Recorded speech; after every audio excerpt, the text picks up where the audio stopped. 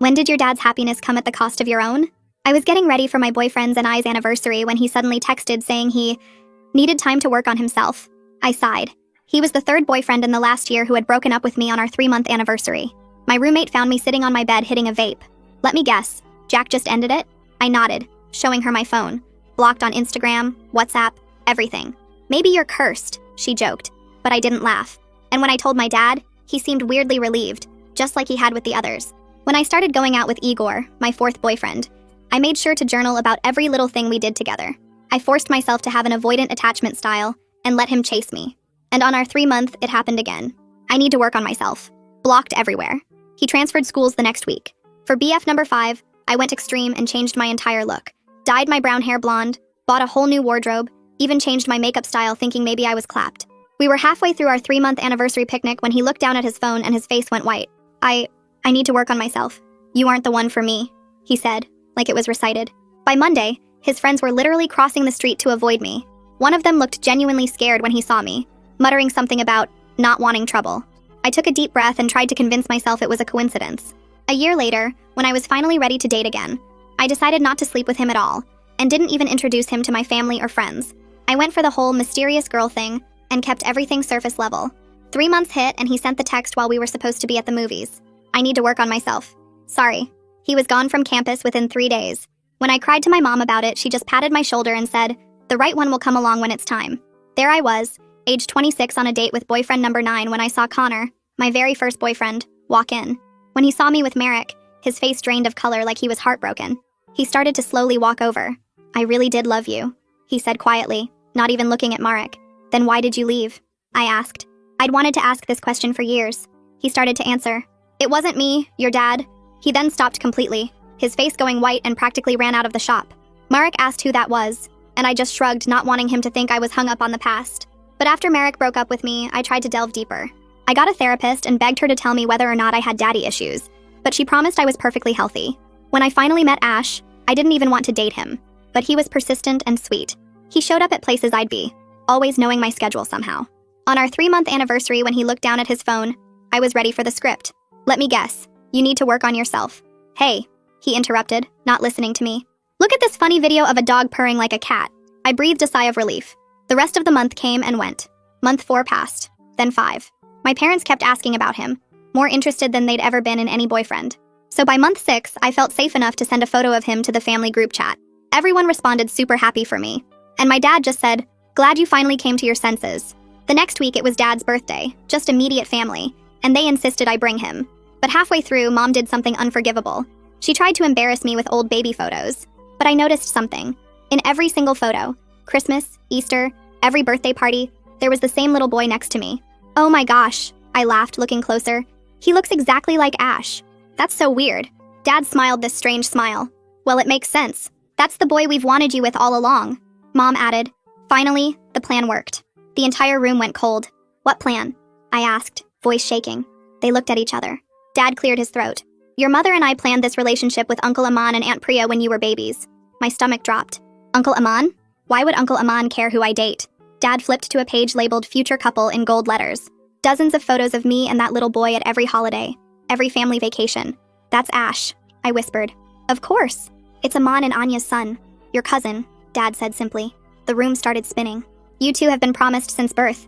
It's important to keep the business in the family, just like our parents did." I looked at Ash sitting next to me. He just sat there, completely nonchalant. "You knew?" "For about a month now," he admitted. "But we're barely related, and it's completely legal in this state. I'd already fallen for you by then." Dad nodded like this was all perfectly normal. "Your mother and I are second cousins too.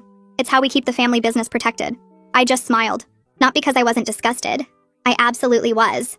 But because I had an ace up my sleeve, and I was ready to make them pay. I kept my smile frozen in place while Dad went on about family traditions and Mom served dessert, my phone recording everything from my pocket where I'd started it right after the big reveal.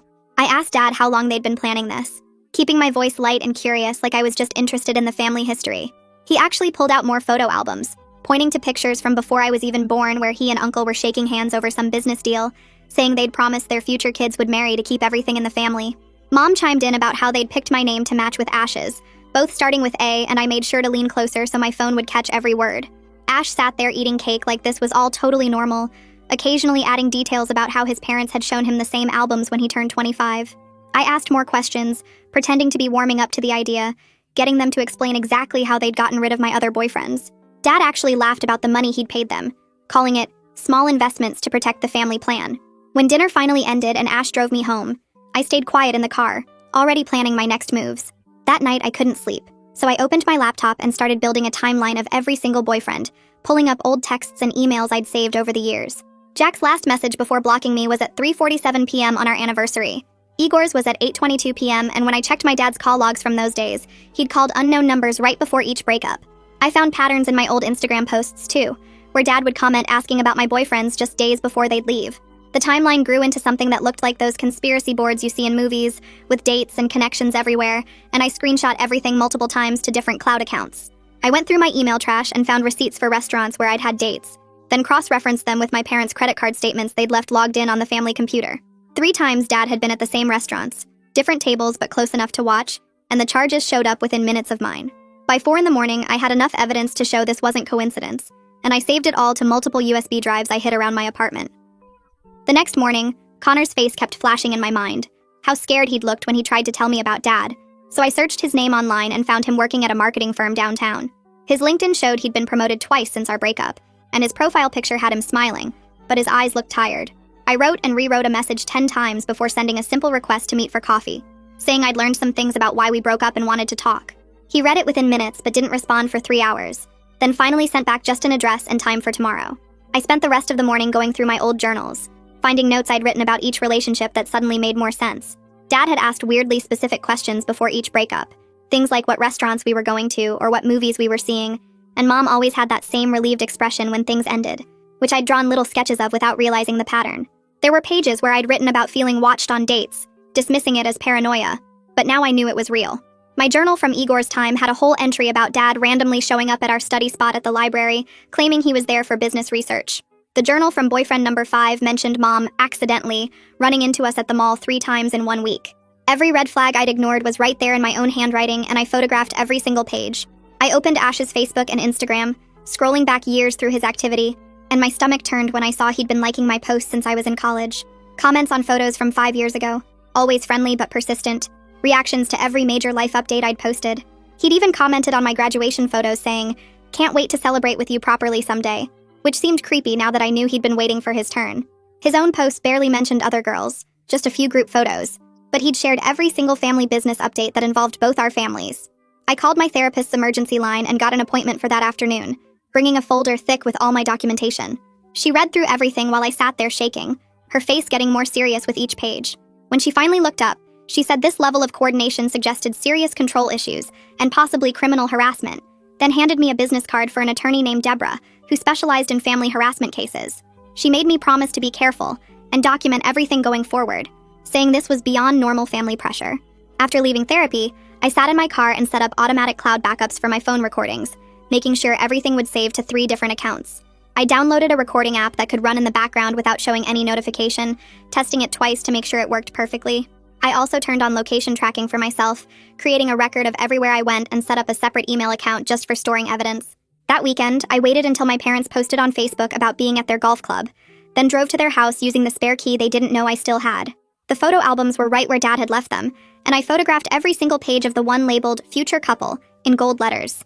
There were pictures of baby me and baby Ash in matching outfits, notes in the margins about keeping the bloodline pure, and securing the business future, and even a family tree showing how all the cousin marriages had kept the money in the family for generations. One page had a timeline of when we were supposed to meet, marry, and have kids, with specific years marked for each milestone. I found more albums showing every family vacation where they'd made sure Ash and I were together, posed like a little couple even as toddlers. Monday morning came and I tested my theory about Ash tracking me by casually mentioning over breakfast that I was thinking about a job offer in another city. His coffee mug stopped halfway to his mouth and he immediately said my dad wouldn't approve, then tried to cover by saying he meant we wouldn't want to leave our families. I pushed a little more, saying it was a great opportunity, and watched him pull out his phone to text someone while pretending to check the weather. 10 minutes later, Dad called asking about my job plans, proving they were definitely coordinating. I told Ash I was going to the gym after work, but drove to the library instead, parking where I could see the entrance from inside. My phone stayed silent for exactly 20 minutes. Then Ash texted asking why I wasn't at the gym, adding that he'd thought about surprising me with a protein shake. There was no way he could know I wasn't there unless someone was tracking my location, so I screenshot his message with the timestamp and my actual location tag from the library.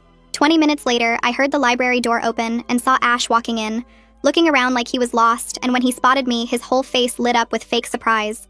He walked over carrying nothing, no books, no bag, just his phone in his hand, and said he was just returning a book he'd forgotten at home. I smiled and took a picture of us together, making sure the timestamp showed 3:47 p.m., then watched him pretend to look for books in the philosophy section where he'd never been in his life. He kept glancing at me every few seconds, checking if I was still there, so I packed up slowly and told him I was heading home. The second I got to my car, I texted Connor from my old number asking if we could meet somewhere public, and he replied within minutes suggesting the downtown coffee shop on Main Street. 3 days later, I got there 40 minutes early and picked a corner table where I could see everything, setting up my phone against the sugar dispenser to record the whole entrance area. Connor walked in looking like he hadn't slept in days, dark circles under his eyes, shoulders hunched like he was carrying something heavy, and when he sat down, his hands were shaking. He looked around the coffee shop twice before leaning forward and telling me Dad had shown up at his office the day after we broke up, just standing there in the lobby when Connor got to work. Dad had smiled that same cold smile and said Connor's company did business with his firm, mentioned how contracts could be reviewed, partnerships reconsidered, all while never actually threatening anything directly. Connor pulled out his phone and showed me screenshots of text from a blocked number that came right after. Messages about his parents' mortgage application at a bank Dad had connections with, how these things needed careful consideration, how young people sometimes made choices that affected their whole families. The messages were vague enough to avoid being illegal, but clear enough to be terrifying, and Connor said he'd transferred schools within a week because he couldn't risk his family's home. My therapist's office felt colder when I showed her everything the next week, and she stopped taking notes halfway through to really look at me. She said this went beyond normal family pressure into something that could be criminal, that stalking and harassment laws existed for exactly these situations, and she pulled out her phone right there to call someone. Deborah Roberts could see me that afternoon if I could get there by 3, and my therapist said Deborah specialized in cases where families used money and power to control their children. The law office was in a plain building downtown, nothing fancy, and Deborah turned out to be this small woman with gray hair who looked like she could be someone's grandma until she started talking. She spread out my evidence on her conference table and started explaining stalking laws, how repeated unwanted contact becomes harassment, how conspiracy charges work when multiple people coordinate to interfere with someone's life. She showed me examples of restraining orders she'd gotten for other clients, warned me about defamation risks if we went public without solid proof, explained how rich families often used lawsuits to silence victims even when they were guilty. She said we needed more evidence, specifically proof of the tracking, documentation of the coordination between family members and witnesses willing to testify. That night, I called Bridger from college, remembering how he'd helped everyone fix their laptops and recover lost data, and asked if he could check my devices for tracking software. He came over the next day with a whole bag of cables and scanners, started with my phone, found 3 different tracking apps hidden in system folders, then moved to my laptop where he found keyloggers that had been installed years ago. My car had a GPS tracker under the bumper that looked like it belonged there, professional grade stuff that probably cost thousands, and Bridger documented everything with screenshots and photos. He was going through my Google account settings when he stopped and stared at the screen, then turned the laptop toward me to show that my calendar had been shared with an email address I didn't recognize. The email was linked to Dad's company domain, but hidden behind a generic name, and when Bridger checked the sharing history, it went back 6 years. Every appointment, every class schedule, every date I'd ever put in my calendar visible to whoever had that account. He showed me logs of when the calendar had been accessed, hundreds of times, always right before Ash would randomly show up places, and the pattern was so clear it made me sick. Mom was making dinner when I went to my parents' house that weekend, and I tried to casually mention that I'd been thinking about privacy lately, maybe getting a new phone number, being more careful with my information. She laughed and waved her spatula at me, said privacy was a modern invention that broke up families, that in her generation everyone knew everyone's business, and that's how they kept each other safe. She actually used those exact words, "It's for your own safety," like she was reading from a script, and when I pushed a little more, she got defensive and said this was how their family had always done things. The invitation to dinner at Uncle and Aunt's house came through Ash the next day, and I accepted immediately, making sure my phone was fully charged and testing the recording app twice before we left. The whole drive there, Ash kept talking about how excited his parents were, how they'd been waiting for this for so long, and I just nodded and smiled while my phone recorded everything from my pocket. Their house was bigger than I remembered, and they'd set the dining room table with the good china, candles everywhere like this was some special occasion. Uncle kept refilling my wine glass while talking about family obligations, bloodlines, how important it was to keep money and power concentrated, how I should be grateful to be was chosen for such an important role. Aunt nodded along, adding comments about the babies we'd have, how they'd already picked names, planned which schools they'd attend, and neither of them seemed to notice how insane they sounded. They had a whole timeline planned out, when we'd get married, when I'd stop working to focus on family, when we'd take over parts of the business, and they discussed my life like I was a character in a story they were writing. The campus advisor agreed to meet me at a Starbucks near the university, and she looked nervous the whole time, kept checking over her shoulder like someone might be watching. She couldn't say anything officially, legal liability and all that, but she suggested I look at the timing of certain administrative decisions and donations to the school. She mentioned that donor families sometimes had unusual influence over student transfers, that paperwork could be expedited when large sums were involved, and that my father's name appeared on several buildings for a reason. When I got home that night, I had emails from 2 of my ex-boyfriend's friends, both saying they'd heard I was asking questions and wanted to help, that they'd seen things that didn't make sense at the time but did now. The next morning, Connor's name popped up on my phone with a text that just said, "Check your email," and when I opened it, there were 3 screenshots attached. The first showed a Zelle payment for $8,000 from something called Meridian Holdings LLC, dated the day after our breakup with consultation fee in the memo line. The second screenshot was his student loan statement from that month showing he owed exactly $8,012. The third was just him saying, "I'm sorry," over and over. I forwarded everything to Bridger, who'd been helping me dig into Dad's business connections, and within 2 hours he texted back that he'd found something big. We met at a coffee shop downtown where he opened his laptop and showed me the state business registry website with Meridian Holdings LLC pulled up. The registered agent was listed as the same law firm Dad used for all his corporate deals, and when Bridger clicked through to the firm's website, there was Dad's smiling face on the partners page listed as their biggest client. He'd traced 5 more LLCs with similar generic names, all registered through the same firm, and all created within days of my various breakups. I took pictures of everything on my phone while Bridger made copies of the public records and saved them to multiple cloud accounts just in case. That weekend, I decided to test just how deep the surveillance went by texting Ash that I was meeting a coworker named Jaden for coffee on Sunday at the place near the park. I didn't actually have a coworker named Jaden, but I waited at the coffee shop anyway with my phone recording video from the table. Sure enough, 3 minutes after I'd sent the text to Ash, my parents walked in looking around like they were surprised to see me there. Mom waved and came over asking what I was doing there alone, and I said I was waiting for someone from work. Dad kept checking his phone and looking at the door while Mom made small talk about the weather and asked if I wanted to join them instead. I said no thanks and kept recording as they sat at a table with a perfect view of mine, Dad positioning himself to watch the entrance. They stayed for 45 minutes nursing the same drinks until I finally left, and I could see Dad texting someone as I walked out.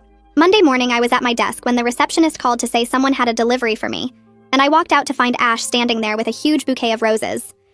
He smiled and said, "Your dad mentioned you haven't been answering his calls and he's worried about you," which was weird since I hadn't told anyone I'd been ignoring Dad's calls for the past 3 days. I took the flowers and thanked him coldly, then went straight back to my desk and documented the whole thing in the file I was building. After work, I drove to Deborah's office where she reviewed everything I'd collected so far, spreading the printouts across her conference table and making notes on a legal pad. She explained that we definitely had enough for a harassment restraining order, but warned that defamation lawsuits were expensive to defend even when you were telling the truth. She suggested we focus on building an airtight case with multiple witnesses and documented evidence before taking any legal action, because once we filed anything, it would escalate quickly. Connor agreed to meet with her the next day and sign a notarized statement about Dad's threats, though he insisted his name be kept confidential in any public proceedings, since he was genuinely scared of what Dad might do to his career. While I was sitting in Deborah's waiting room afterward, my phone buzzed with a Facebook message from someone I didn't recognize who turned out to be a friend of boyfriend number 5. He said he'd heard I was asking questions about what happened back then and wanted me to know the truth about why everyone suddenly avoided me. He sent screenshots of a group chat from right after the breakup, where someone was spreading rumors that I was unstable and dangerous, and warning people to stay away from me for their own safety. The messages got worse as I scrolled, claiming I'd threatened my ex and his family, that I had mental health issues, that I was obsessed and wouldn't leave him alone, none of which was true. The person spreading the rumors was using a fake account, but they knew details only someone close to my family would know. That night, I couldn't sleep, so I decided to pull my credit report to see if there were any other surprises, and what I found made me feel sick. There were 3 credit cards opened when I was 16, 2 store cards from when I was 18, and a line of credit from when I was 21, all showing my parents as authorized users with full access. The addresses on file included properties I'd never lived at, and the spending patterns showed thousands in charges I'd never made. The pattern went back over a decade with my parents maintaining complete financial control through accounts I didn't even know existed. 2 days later, Mom showed up at my apartment unannounced with containers of homemade food and a gift bag that she insisted I open right away. Inside was a silver bracelet I recognized from childhood photos, one she said had been in the family for generations, and that I should wear for tradition. She clasped it on my wrist before I could protest, going on about how important family traditions were and how proud she was that I was finally understanding my place in the family. The bracelet felt heavy and wrong, but I smiled and thanked her while mentally adding this visit to my documentation. I met Ursula the journalist at a diner across town where she listened to my story and reviewed the evidence I'd brought, taking notes and asking follow-up questions about dates and names. She explained that she was definitely interested, but would need more sources willing to go on record, and suggested I reach out to more of my exes to see if any would corroborate the pattern of interference. The next morning, my phone buzzed with a text from Ash, and when I opened it, my blood ran cold because it was a photo of him standing outside the coffee shop on 3rd Street with the caption, "Where are you, babe?" Which was weird because I'd decided last minute not to go there after all and had never told him about those plans. I screenshot the message immediately and added it to my growing folder of evidence while my hands shook because this proved he was getting my location from someone else, probably my parents who still had access to my calendar. I called Deborah right away and she told me to come to her office that afternoon so we could start the paperwork for a restraining order, and when I got there, she had me go through every single piece of documentation I'd collected, while her assistant made copies of everything. The stack of evidence was getting thick with screenshots, recordings, witness statements from Connor, and now this latest proof that Ash was tracking me through methods I hadn't even given him access to. Deborah explained the process would take time, but with everything we had documented, she felt confident a judge would grant at least a temporary order. And she walked me through what to expect at the hearing while I signed form after form until my hand cramped. Back at my apartment, my roommate was waiting with her own notebook where she'd already started writing down every time Ash had shown up uninvited over the past few months, and she promised to testify if needed because she'd been getting bad vibes from him since day one. She showed me entries going back weeks with dates and times when Ash would just appear at our door claiming he was in the neighborhood or bringing food I hadn't asked for, always when I wasn't expecting him. That evening, Bridger came over with his laptop and asked to check all my devices for tracking software, and within 20 minutes he found something disturbing on my phone that made him frown and call me over to look at the screen. There was an old iPad still logged into my parents' Apple family account that was actively syncing with my iCloud, which meant they could see my calendar, contacts, photos, basically everything I did on my phone for who knows how long. Bridger helped me change all my passwords and secure my accounts, but made sure to document everything first, taking screenshots of the sync history that showed this had been going on for years without my knowledge.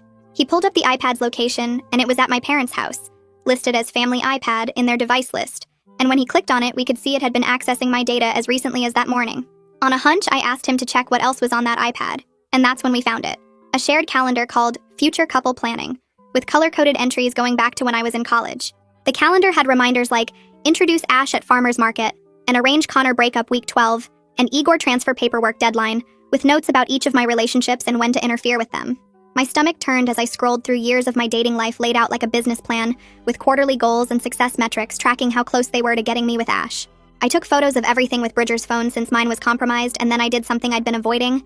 I called Dad directly to confront him about the calendar. His voice was calm at first as he tried to spin it as normal parental concern for my safety. But when I mentioned the words legal action, his tone went ice cold, and he reminded me that I was still on their insurance, their phone plan, and they'd co-signed my apartment lease. He said family takes care of family, and I shouldn't forget who had supported me all these years, then hung up before I could respond. The next day, Deborah called me with strict instructions to keep all communication with my family in writing from now on. No phone calls, no in-person meetings unless I was recording, nothing that could be twisted into me being the aggressor. She'd seen cases like this go sideways when the person with money and connections painted themselves as the victim, and she wanted to make sure we stayed ahead of any potential countermoves. Meanwhile, Ursula had been working her journalism contacts and texted me that she'd found a former university administrator who was willing to talk off the record about donor families influencing student transfers and expulsions. We met at a park where the administrator, who asked not to be named, confirmed that wealthy families had definitely pressured the school to remove problematic students before, especially when those students were dating someone the family didn't approve of. The administrator couldn't give specific names, but said the pattern was clear if you knew where to look in the transfer records and donation timings. 2 days later, Ash started texting constantly about needing to meet face-to-face to work things out and clear up misunderstandings, and after discussing it with Deborah, I agreed, but only if I could bring someone and record everything. I asked my roommate to come but stay at a nearby table, and I set up my phone to record before Ash arrived at the coffee shop we'd chosen as neutral ground. He sat down across from me with this sad expression like he was the victim here and started talking about how this whole situation had gotten out of hand and we could work through it together if I just stopped involving outsiders. I kept my voice steady and asked him directly how he knew where to accidentally run into me all those times, and watched his face change as he realized I knew everything. He admitted that yes, Dad had told him where I'd be and when, giving him my schedule and suggesting the best times to show up, but he insisted it was just to help things along because he really did love me. He actually said the words, "I fell for you despite the arrangement," like that made the stalking and manipulation okay, like violating my privacy for months was romantic instead of criminal. His inability to see why this was wrong, the way he kept saying we were meant to be together, and the family just helped fade along, made me realize how deep this sickness ran in both our families and how lucky I was to be getting out now. My phone started buzzing the second I got home from that coffee shop meeting with Ash, Mom's picture lighting up the screen over and over until I finally answered on the 5th call. She was crying so hard I could barely understand her at first, just catching bits about how going public would destroy everything the family built, how their reputation would be ruined, how the business partners would pull out and leave us with nothing. I sat on my couch listening to her sob about legacy and tradition and family honor, while I recorded the whole thing on my laptop, watching the sound waves spike with each desperate plea for me to handle this privately, to think about the family name, to remember all they'd done for me. The tears sounded real enough, but when she said we could work something out just between us, I knew it was still about protecting their reputation, not about what they'd done to me. After 20 minutes of her crying and begging, I told her I needed time to think and hung up, then immediately forwarded the recording to Deborah, who texted back that this was perfect evidence of them acknowledging wrongdoing. Connor messaged me an hour later with another screenshot that made my hands shake. A Zelle payment from that same LLC with a memo line that actually said, "Appreciation for discretion," dated the week after our breakup. The amount was $10,000, way more than I'd expected, and when I zoomed in on the screenshot, I could see the payment came from an account ending in the same numbers as the one on Dad's business checks I'd seen growing up. I sent it straight to Deborah, who called me immediately saying this was the smoking gun we needed. Actual written proof that Dad was paying people to stay quiet about breaking up with me.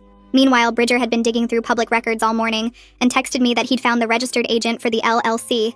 And sure enough, it was the exact same law firm that handles all of Dad's corporate stuff, the one with their name on a big building downtown.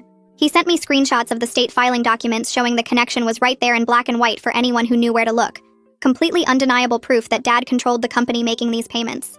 I spent the rest of that day organizing everything into a massive folder for the restraining order filing, printing out every screenshot, every recording transcript, every witness statement from Connor and my roommate, and even that scared friend of boyfriend number 5. The stack of papers was almost 2 inches thick by the time I finished, heavy enough that I needed both hands to carry it to Deborah's office, where she helped me fill out the supplemental filing forms. 3 days later, a courier showed up at my apartment with an official-looking envelope from Hartley, Brennan & Associates, Dad's law firm, containing a cease and desist letter that accused me of harassment, defamation, and intentional infliction of emotional distress on the family. The letter threatened legal action if I continued to spread what they called false and malicious allegations, and demanded I retract any statements I'd made to third parties about the family's private matters. Deborah laughed when I forwarded it to her, saying it was a classic intimidation tactic that actually showed they were worried, because if they really thought they could win, they'd have just filed the lawsuit instead of threatening it. She spent 2 days crafting a response that refused all their demands and laid out potential criminal charges for stalking, harassment, conspiracy to commit fraud, and violation of privacy rights, making sure to mention the state's anti-SLAPP protections that would make them pay my legal fees if they tried to use a lawsuit to shut me up. The response was beautiful in its controlled aggression, professionally telling them to back off while making it clear we had enough evidence to bury them if they pushed this. 4 days after Deborah sent that letter, I tried to buy groceries and my debit card got declined, which made no sense since I'd just gotten paid from my freelance work. When I checked my banking app, I discovered my parents had frozen the joint account they'd had access to since I was 18, the one where my paychecks had been going for years because I'd never bothered to change it. There was $8,000 in there that I couldn't touch, and when I called the bank, they said both account holders had to agree to unfreeze it, which meant I was completely screwed for rent that was due in 5 days. My roommate found me sitting on the kitchen floor, stress-eating cereal straight from the box, and immediately offered to cover my half while I figured things out, not even hesitating when I explained what was happening. I picked up 3 new freelance projects that week, working until my eyes burned just to make enough to pay her back and cover next month, the financial pressure making everything else even harder to deal with. Ursula had been working her contacts at the university and called me excited, because she'd found a second administrator who was willing to go on record about donor families influencing student transfers, someone who'd actually processed the paperwork when 2 of my ex-boyfriends suddenly left school. This person had dates, donation amounts, and even emails discussing how to handle the transfers diplomatically, enough verification that even the best lawyers couldn't claim the story was made up. While all this was happening, Ash kept texting me these long, rambling messages mixing apologies with justifications, saying he was just following family tradition, that arranged marriages weren't that weird in lots of cultures, that he really did love me despite how it started. Each text was more desperate than the last, talking about destiny and fate and how we were meant to be together, how the family just helped speed up what would have happened naturally anyway. I didn't respond to any of them but screenshot every single message and forwarded them to Deborah for the legal file, making sure to save multiple backups in case my phone mysteriously stopped working like I was starting to worry it might. Deborah called me the next morning to start prepping for the restraining order hearing, and I spent the whole day at her office going through every piece of evidence we'd collected. She had me practice answering questions while she played the opposing lawyer, drilling me on dates and times and making sure I could explain everything without getting emotional or flustered. We organized all the screenshots into labeled folders and printed 3 copies of everything, one for us, one for the judge, and one for Ash's legal team. She taught me how to sit, where to look, how to speak clearly into the microphone, and most importantly, how to stay calm when they tried to make me look crazy or vindictive. By the time we finished, it was past midnight and my brain was fried, but I felt ready to face whatever they threw at me. The hearing was scheduled for Thursday morning, and I barely slept the night before, running through everything in my head and double-checking that all my evidence was in order. I got to the courthouse an hour early and sat in my car practicing my breathing exercises while watching other people walk in for their own battles. When I finally went inside, Ash was already there with 2 lawyers in expensive suits, sitting on the opposite side of the courtroom and avoiding eye contact completely. The judge was an older woman who looked tired but sharp, scanning through paperwork while we all got settled into our places. Deborah squeezed my shoulder before we started, and I took the stand, my hands shaking slightly as I placed them on the Bible to swear in. I testified for almost an hour, walking through the synchronized calendars, the tracking software Bridger found, the way Ash always knew where I was even when I lied about my location. Ash's lawyer kept interrupting to object, calling everything circumstantial and suggesting I was misinterpreting normal family concern as something sinister. He actually used the phrase close-knit family dynamics about 15 times, trying to make stalking sound like love. When he cross-examined me, he pulled up social media posts where I'd tagged my location, claiming Ash could have found me that way without any tracking. But Deborah had prepared me for this, and I calmly explained the times I'd deliberately not posted anything, and Ash still showed up, like when I'd decided last minute to study at a coffee shop I'd never been to before. The judge started asking her own questions, particularly interested in the shared calendar titled Future Couple Planning, with reminders about interfering in my relationships. Connor's notarized statement was entered into evidence, and the judge read it carefully, her eyebrows raising at the part about Dad paying him to disappear. She looked at the bank records showing the LLC payments to my exes and asked Ash's lawyers to explain how that was normal family behavior. They tried to argue the payments were unrelated business transactions, but couldn't provide any documentation about what services were supposedly rendered. After 3 hours of testimony and arguments, the judge called a recess to review everything and make her decision. Those 20 minutes felt like hours as I sat in the hallway with Deborah, too nervous to eat the granola bar she offered me. When we went back in, the judge granted a limited restraining order requiring Ash to stay at least 500 feet away from me, my home, and my workplace. It wasn't the full no-contact order we'd wanted since she said family situations were complicated, but it was legally binding protection that would result in his arrest if he violated it. As we left the courtroom, I felt this mix of relief and exhaustion wash over me, finally having some legal protection after months of feeling hunted. Dad was waiting outside on the courthouse steps, standing just far enough away to not violate any laws but close enough that I couldn't avoid him. His face was controlled, but I could see the anger in his jaw, the way he clenched and unclenched his fists while maintaining that fake, pleasant expression. He didn't yell or make threats, just spoke in this low, measured voice about how disappointed he was and how I was destroying everything our grandparents built. He reminded me that my trust fund had conditions, that the family business had bylaws about conduct unbecoming of an heir, that there were consequences for betraying family. The words were careful, nothing that could be considered a legal threat, but the message was clear as he talked about how hard it would be to make it on my own without family support. I recorded the whole thing on my phone in my pocket, making sure to capture his barely contained rage and the way he mentioned my future prospects, with this ominous tone. That afternoon, Deborah helped me draft a formal demand letter to send to Dad, laying out exactly what we wanted to make this stop. We demanded he cease all interference in my personal life, notify all my ex-boyfriends that any agreements or threats were nullified, and cover all my therapy and legal costs from dealing with years of manipulation. It was aggressive and comprehensive, including a timeline for compliance and consequences if he refused, basically threatening to pursue criminal charges for stalking and conspiracy. 2 days later, Dad's lawyer sent back a settlement offer that made my jaw drop, a mid-6-figure sum that would set me up for years. But it came with strings attached, requiring me to sign an NDA about everything, agree to never discuss the family publicly, and include language saying there was no admission of wrongdoing on their part.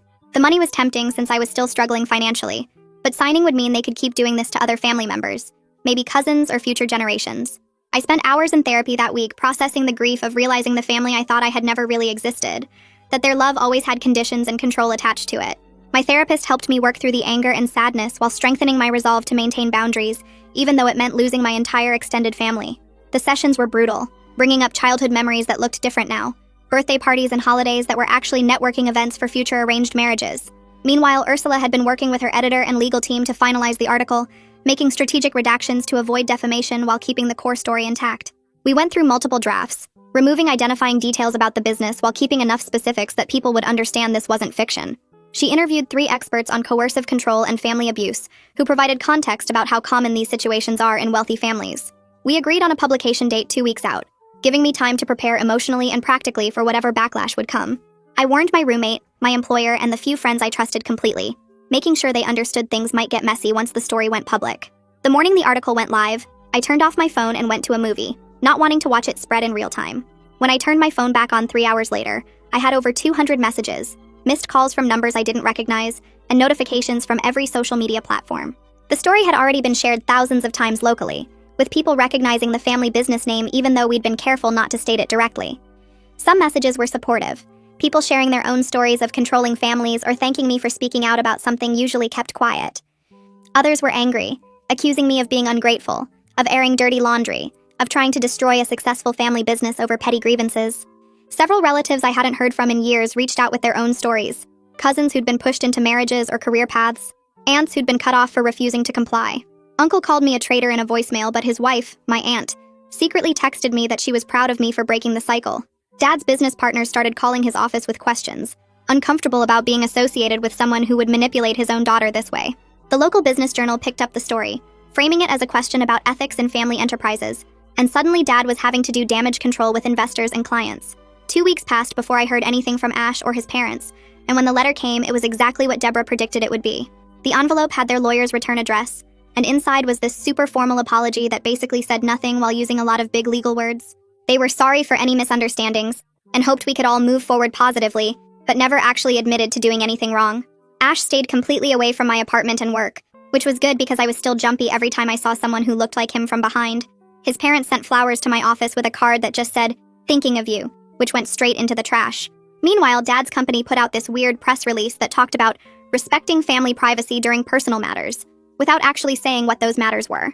The local business journal ran a follow-up story anyway, and suddenly 3 of Dad's biggest clients announced they were exploring other options for their contracts next year. One of them even called me directly to say they supported me and couldn't work with someone who treated family that way. I spent the next month applying for jobs everywhere that had zero connection to my family's business network.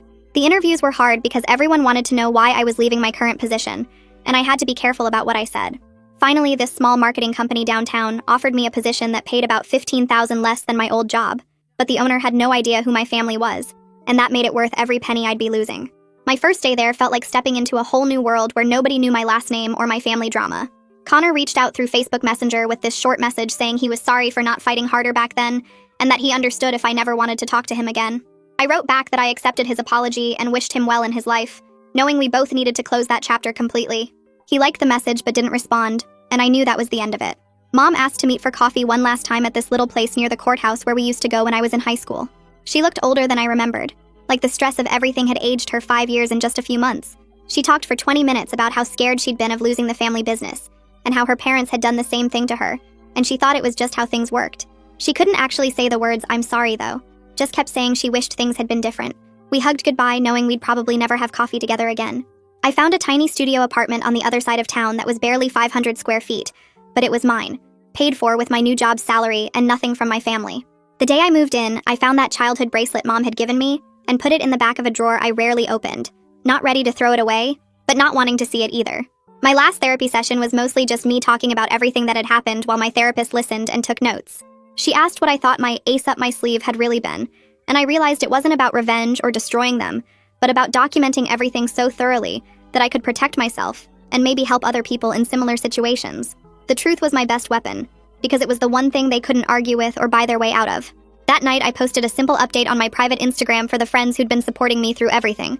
I wrote that I was safe, completely free from my family's manipulation, and taking a long break from dating to figure out who I actually was without their interference in my life.